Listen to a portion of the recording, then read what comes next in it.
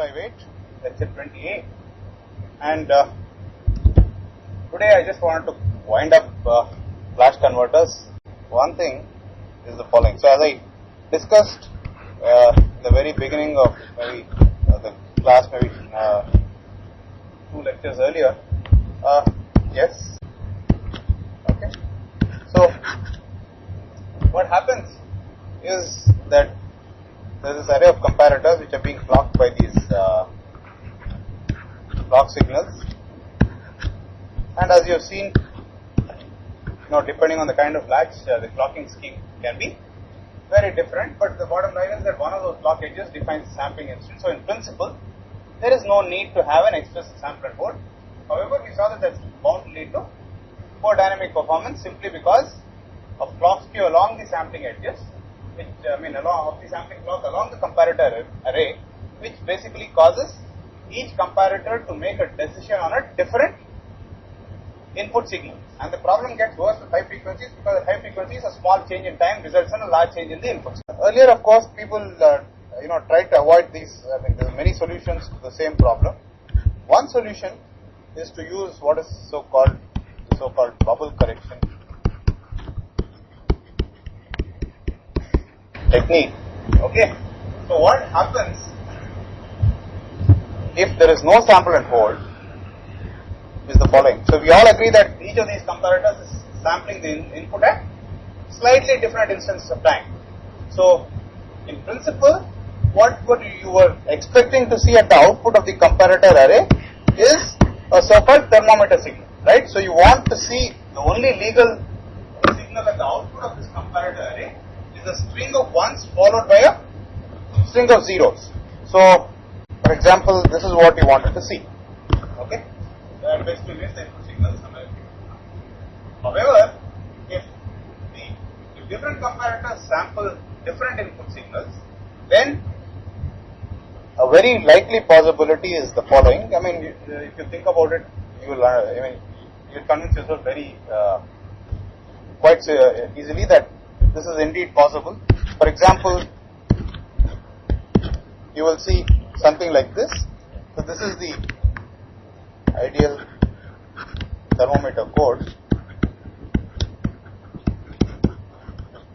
and this is the thermometer with a bubble. Okay, so this is the bubble.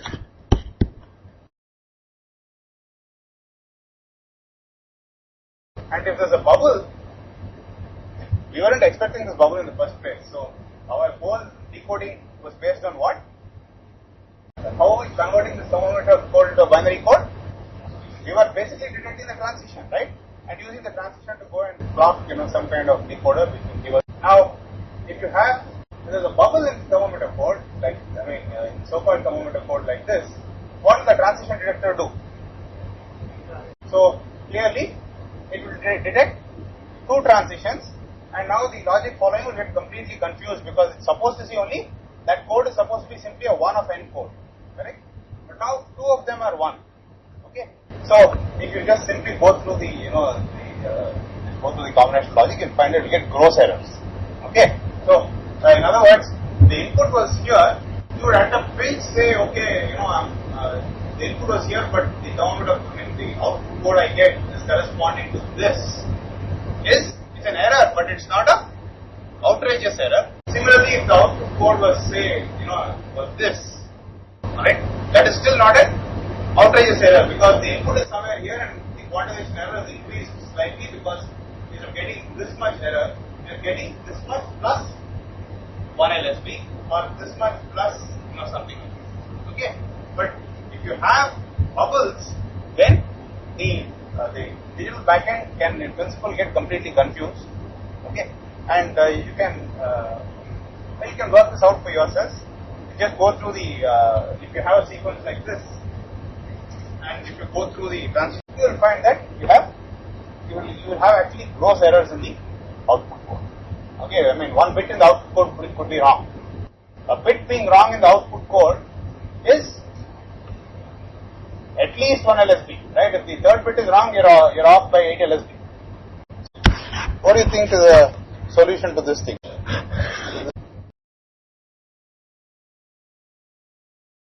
This is the bubble.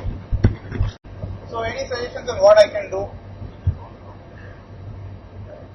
So one thing is, straightforward thing is to say, I will redesign my combination logic to basically when there's a bubble like this, I know that this is probably a mistake or this is a mistake, one of them.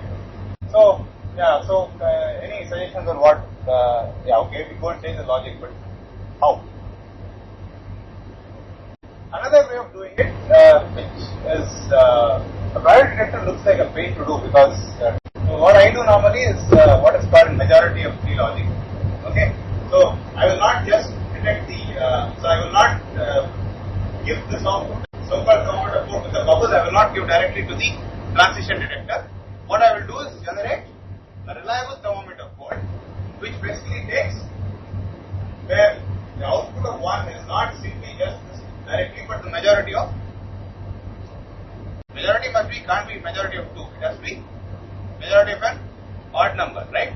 So a common thing to do to correct this single bubble is to is the majority logic, which I will illustrate. Let's say this is the thermometer output. Now I will say this output, this is a screwed up thermometer, right? So to make it a good thermometer code, what I will do is I will simply I will decree that this is the one only if majority of the three, that is the one following and the one before, are both ones. So this will remain a 1. This will also remain a 1. This will remain a 1. What happens here? This remains a 1. What happens here? What about this now? This becomes 0. So the box which does this is called the majority logic. In this case, it's a majority of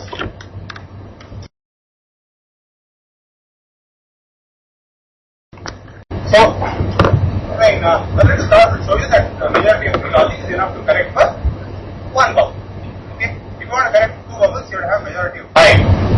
And what do you think? Well, that's a great thing. It's quite nice to sense that this guy basically talks only one slice above and one slice below, right?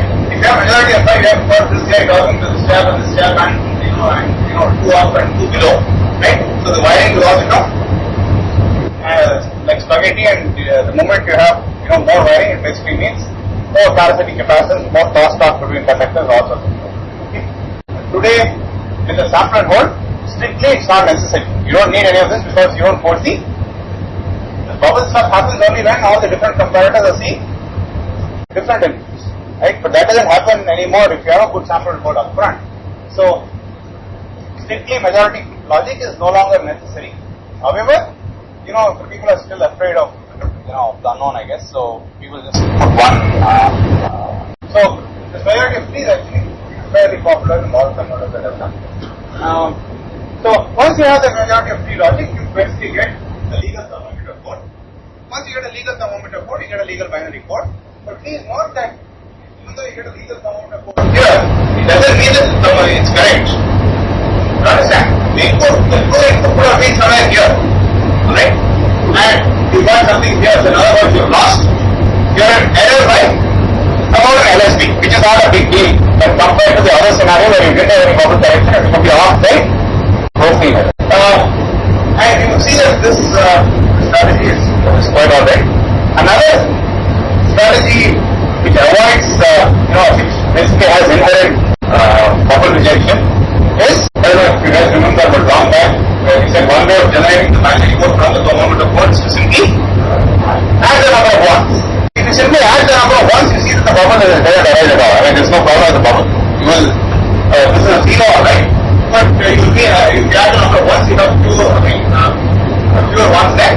Like in several cases, you might actually be right. It might actually be here. Okay? And the number of 1s is exactly the same. So you can see that adding the number of 1s inherently has inherently 2 bubbles.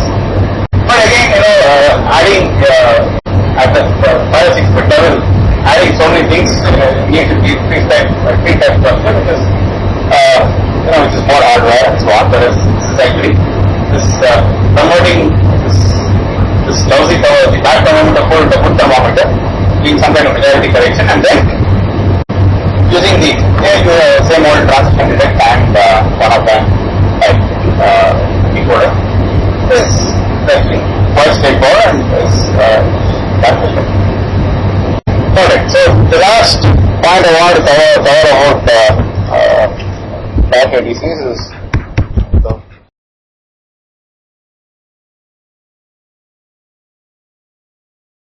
metastability and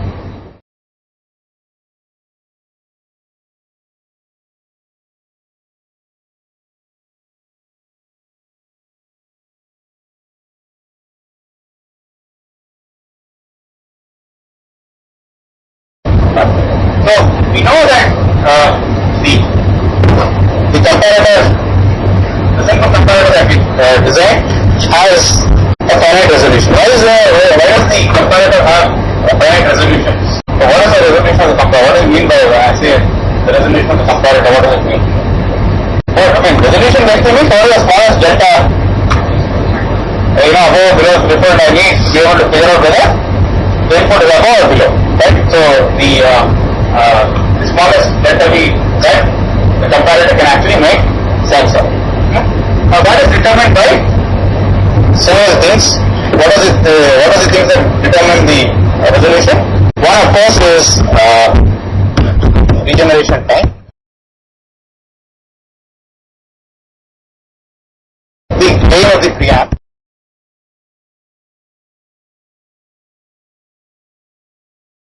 Yeah, the gain of the preamp basically is the dynamic gain because of the GM of the preamp. Okay, so if the input is delta V, right, above the reference, then this times GM of the preamp, right, by C parasitic times T1. What is T1? Is the time the preamp has for amplification, right? Okay, we saw that the output of the preamp, like the limited time that it has, is basically will virtually look like a ramp. In the specific case that we considered the last couple of lectures. Alright, so this is the value that is stored on the parasitic input capacitance of the latch during the beginning of the regeneration phase. This times e to the T2 by tau plus T2 by tau, mind you, because it is positive feedback and tau is the regeneration time constant.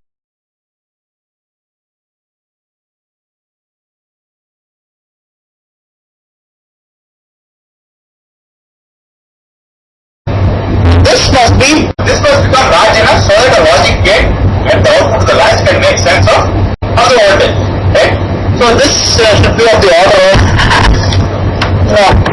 VDD. Okay, you can argue that it should be VDD minus VT or whatever, right? But please note that this is exponential t right now. So a small change doesn't really change. So which means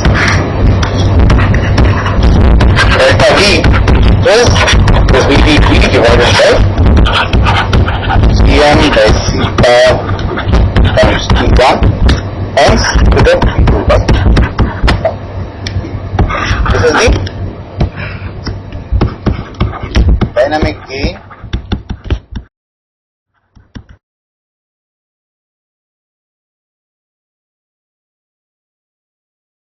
and this is the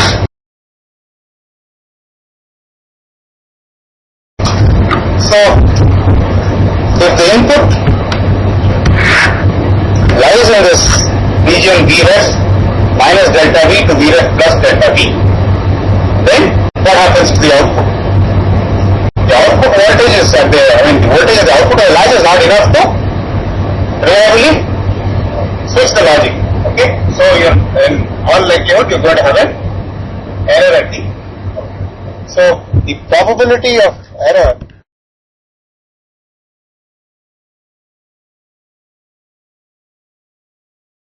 is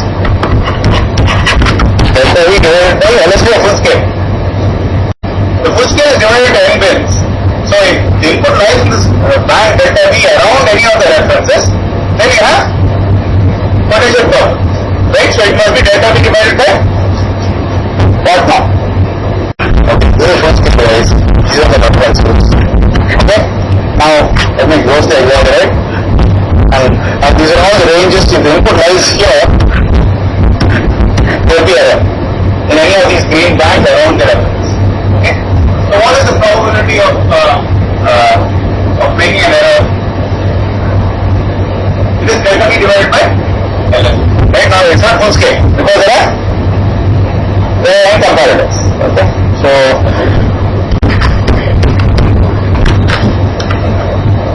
alright. The output code of the ADC converter will be in error if the input lies in any one of these bands. Okay, now I want to discover. So these are the references. Okay, and there is this narrow band around. If the input lies anywhere in these bands, then the output of the ADC converter will be in error. Okay, so what is the probability of the output of the ADC being in error? That is the probability that input lies in any of these bands, right? Which is this whole thing divided by the sum of all these guys, which is equal to saying is this one divided by LS. So typical values for people want to design these. Please realize that this ADC converter is going to be part of some big system, right? So this is a part of some communication system, and as far as the communication chart is concerned, you want whatever rates in transmission, or say 10 to minus, 10 to minus 5, 10 to minus 6, and so on.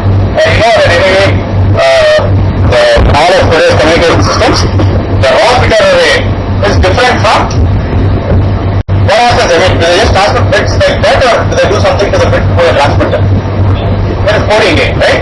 So it's not that they just dump bits into the channel, right? There are sophisticated algorithmic codes which will take a channel with a raw error rate of only 10 to minus 3 or 10 to minus 4, for example, depending on the channel, and correct errors and so that make it look like a channel with an error rate of 10 to minus 12, 10 to minus 15. Okay, that's the adding redundancy. Bottom line is the raw bit error rate of 10 to minus 5, 10 to minus 6 and a lot of channels. In which case, you want to make sure that this probability of error, I mean, this is not really a so-called error as far as the channel is concerned, right? This is just because you're doing a lousy job. Okay, so you want to make sure that this error rate is much smaller than the raw error rate of the channel that you're, the channel in which the ADC converter is embedded. Okay, so these numbers can be anywhere between 10 to minus 11 and 10 to minus 12 per channel.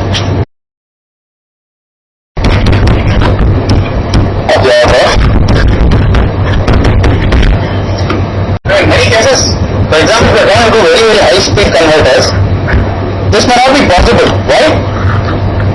These times are so small. Between high speed, basically you want T1 plus T2 to be as small as possible, right?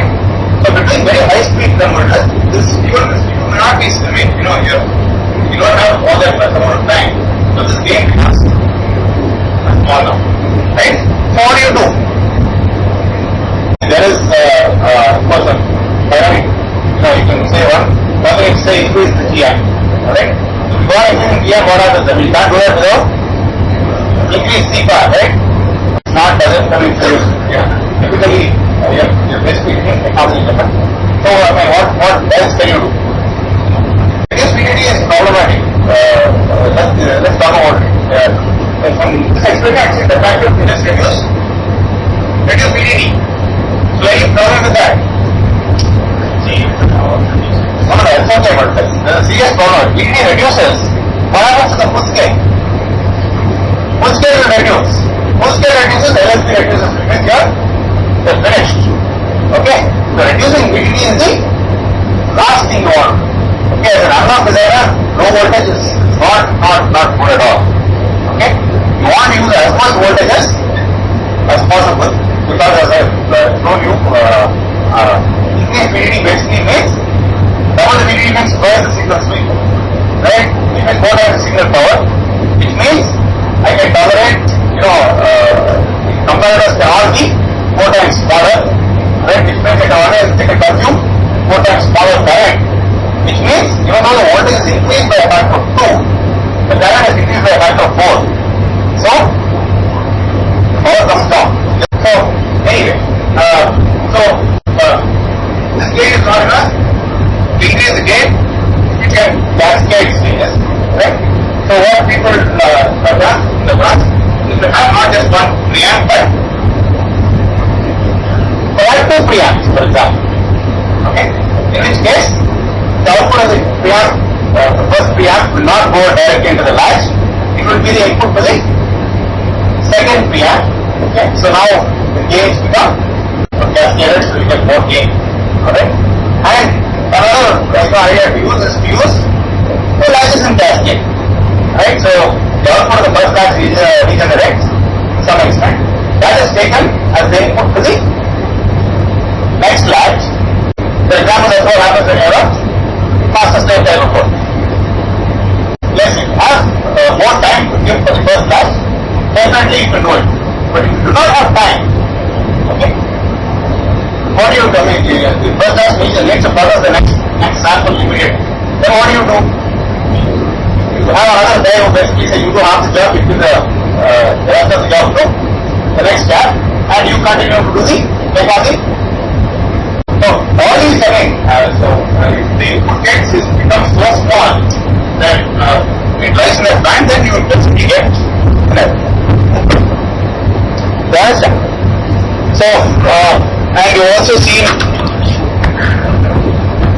how intelligent choice of circuit topology often makes a big difference in performance, as you have seen with your fourth assignment, right?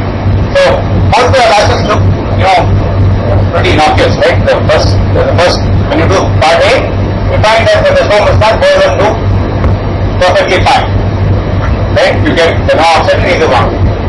But putting the same amount of mismatch on capacitor loads of each of these guys, in part B you see that one line is got 10 times the offset of the other.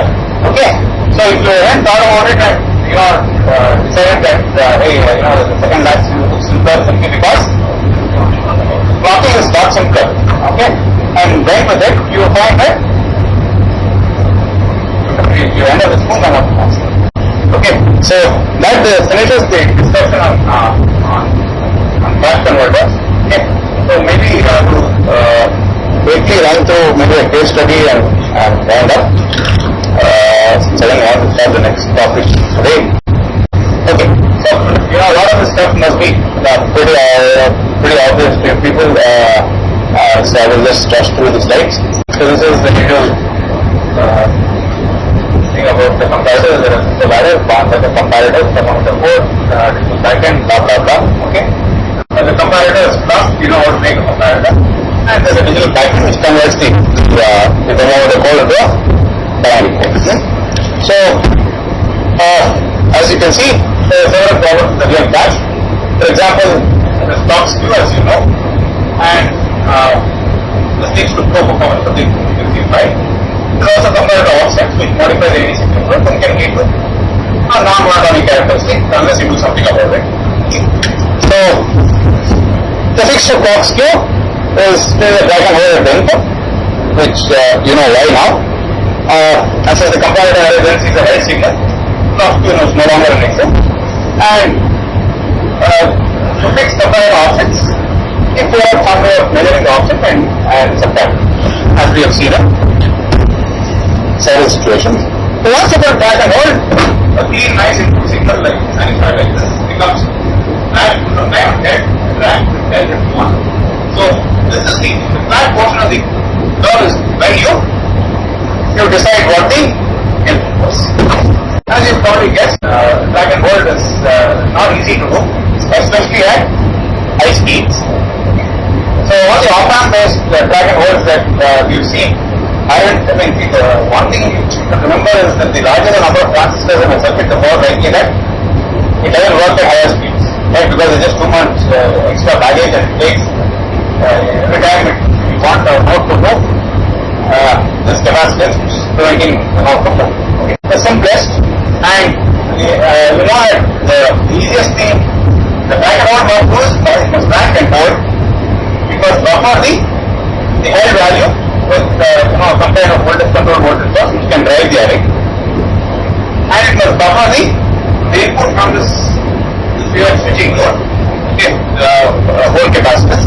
So we have a higher buffer, right? So the simplest buffers we know are source followers. So so if you need two buffers, you know two kinds of source followers, NMOS and PMOS. So what do you think is what are possibilities? There are four possibilities. The first buffer can be NMOS, the second can be PMOS, the first can be PMOS, the second can be NMOS, vice versa, and both can be PMOS. So any comment on which are I should use and what would be your question is, I know two buffers, I know NMOS source follower, I know PMOS source follower, and I need two buffers, so I could use 2 into 4 combinations possible. The question is, which of them makes sense to you? Okay. And what it points out is that whatever you do, you make sure that you must use one NMOS and one PMOS. Why does it make sense? What would have happened if I use both NMOS transistors? So, if this was also an NMOS transistor, then what would be the maximum swing possible at the input? What do you think of the problem? This is VDD, alright? So, what is the lowest this can go to?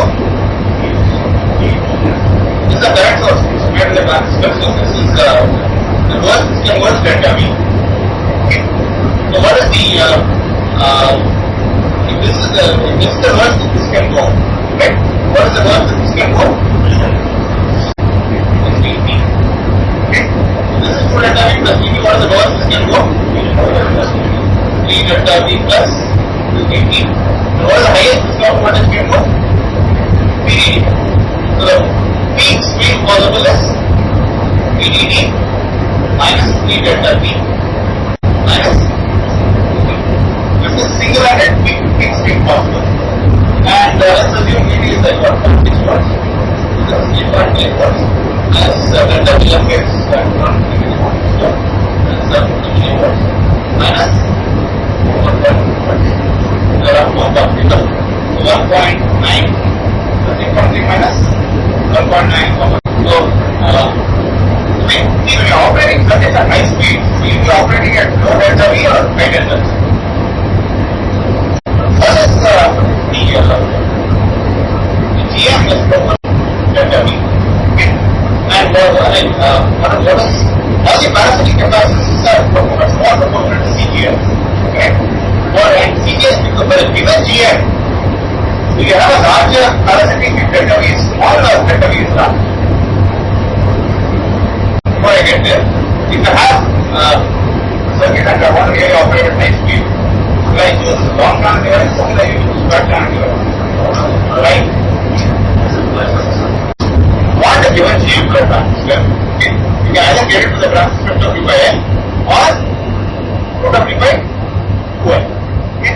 What are the parasitics? What is the jet parasitic of this guy?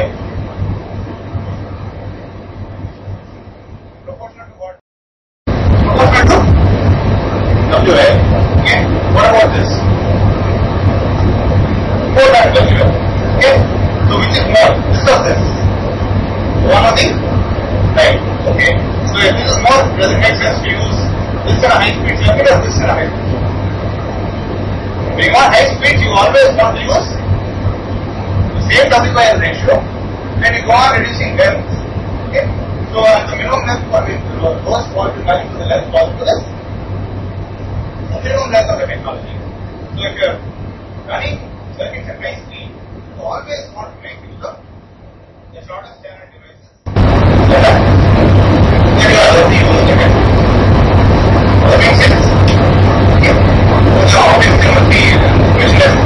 We get the short channel device by the long channel at all. It will be something that we will see.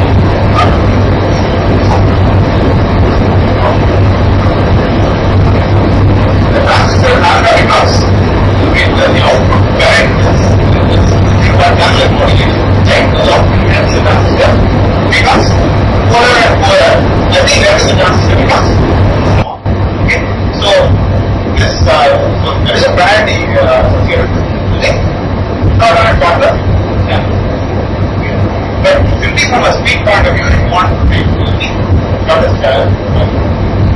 okay. Now that we know that this must be the minimum length. Okay.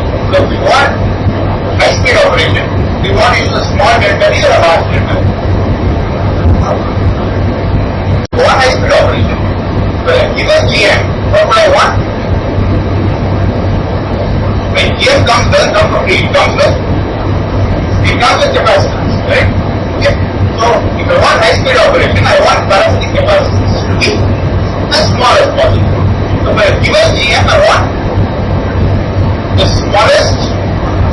For a given GM, I want the smallest possible capacitance. If you have that, the L is we agree that L is fixed and equal to L min, right? So for a given GM, I have the smallest possible capacitance is I increase delta V and reduce. Okay. So a high speed circuit, you always tend to operate with large delta. Not because you lost no, but you're forced. Otherwise, if the delta V you use is very small, then you get the GM delta accompanied by this huge parasitic capacitance at every node. Which becomes, charging and discharging these capacities becomes very, very difficult at times. Okay. Now if I use the PMOS here, what is the highest distinct photon? VDD minus delta V. Okay. What is the lowest distinct photon? The lowest distinct photon is principal delta V, but you know that this must be the lowest distinct photon is basically 1 VDP plus delta V plus the lowest distinct photon. What is the lowest distinct photon? Delta V. So what is the lowest distinct photon? Delta V plus 1 VDP delta V. So plus 1 VDP plus delta V. Okay. So what is the range of this guy here now? You just subtract VDP plus delta V from this range. Okay. This range. So this was the lowest this can go to is delta V. The highest this can go to is VDP minus delta V minus delta V.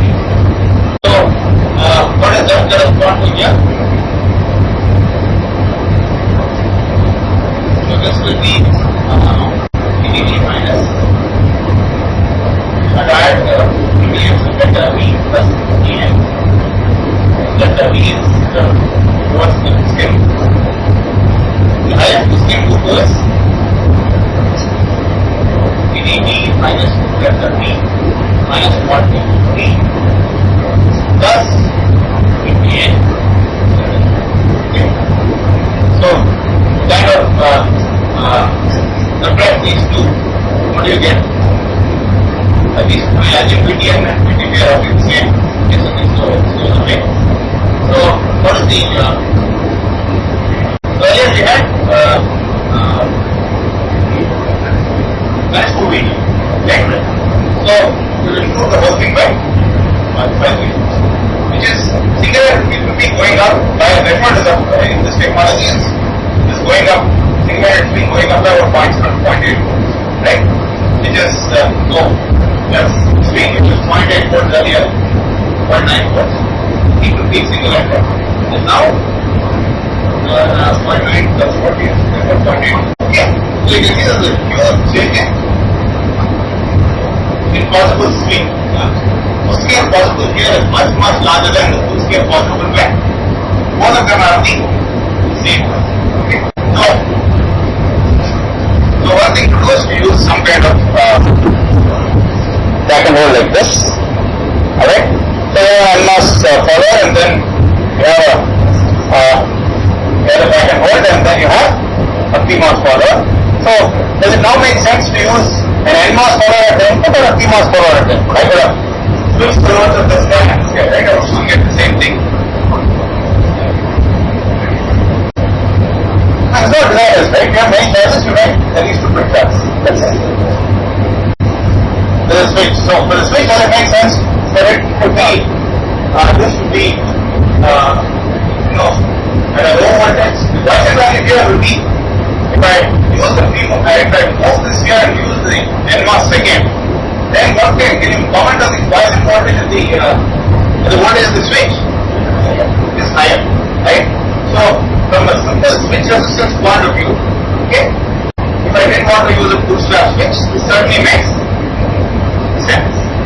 Okay, because the Kashyap value here is likely to be lower than what you would expect for. That's one reason. Okay. In practice, it turns out that you really want to use a bootstrap switch, but if you use a bootstrap switch, you realize that some of these voltages will all jump above the supply, and you want to minimize that as much as possible. Right? So it still makes sense to start first. No formula, no input voltage. Argument in that is okay, the NMOS is the advantage of an NMOS or a PMOS is that for the same GM, the NMOS will have much smaller capacitance because the mobility of the MOS transistor is of the NMOS transistor of the electrons is 3 times more than the ports. So for the same GM, the size of the transistor required for in the case of an NMOS device will be much smaller, which means that the parasitic of that transistor will be smaller. And the question is why not use that to drive big guy, this big capacitor load here, right? Whereas if you use the PMOS to drive a couple of reasons why you don't want to do that. The reason is the following. Please note that the NMOS transistor is something called body effect. You all know this, right? The NPTEL knows body effect. So it turns out that mentioned earlier on most elements of a lot of modern technologies so called VLSI technology, right? Where the IC substrate is the P substrate, and you make the PMOS transistor made in a separate name well, right? And so the left plus P plus right? Whereas the NMOS is made in substrate itself, left plus. So what you notice here, when you take a PMOS transistor, you have the option of connecting the right to the source. Okay? Whereas for NMOS transistor, you don't have the freedom. Right? So, in other words, the body of the NMOS transistor is automatically always connected to ground. Right? Whereas for a PMOS transistor, you have the option of connecting it to the. Okay? And it turns out that if the body is connected to ground, you don't have access to the body. What can you say about those who know this? What can you say about the small signal gain from here to here? Yeah, what is ideally supposed to be 1. Okay? So if there is body effect, what happens to the gain? The gain is reduces. So what is supposed to be 1 is turn out to be 0.7 body. Okay? So the gain from here to here is less than 1. Whereas the gain from increment here to here is much closer to 1 because it's GMRO by GMRO plus 1. Right? Which is very GMRO is 20, this gain is 20 by 21. Okay. So now based on this new information, do you think it makes sense to put the NMOS here, the NMOS as it is? If you have an amplifier whose gain is not 1, okay, let's say 1K, right? It is driving some capacity more, right?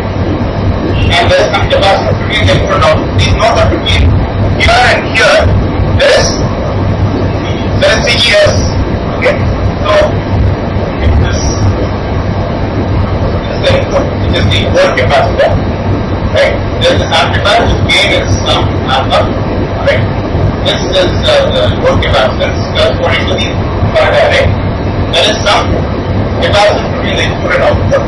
Do you think the voltage on this guy, on the load capacitor, would be, it would be better held if Because alpha was closer to 1 or farther away from 1.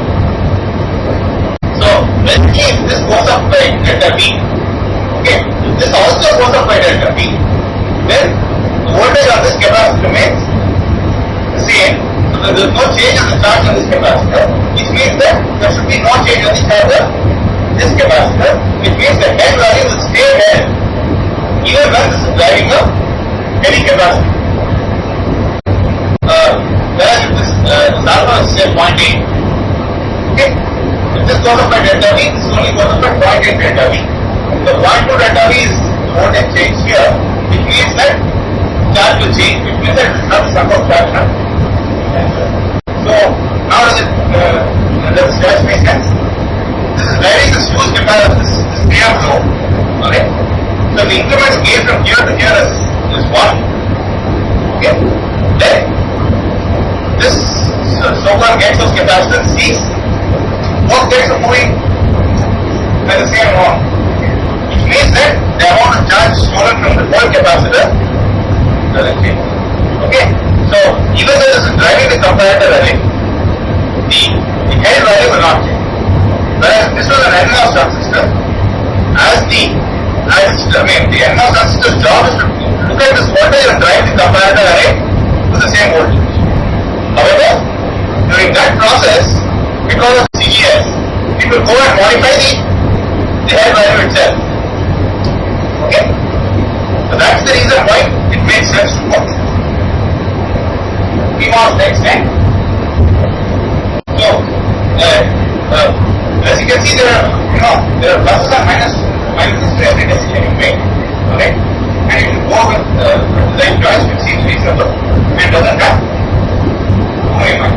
so, okay. And the important thing is we have to explain everything as well, right? You should never be a student who somebody asks you why you did this and say,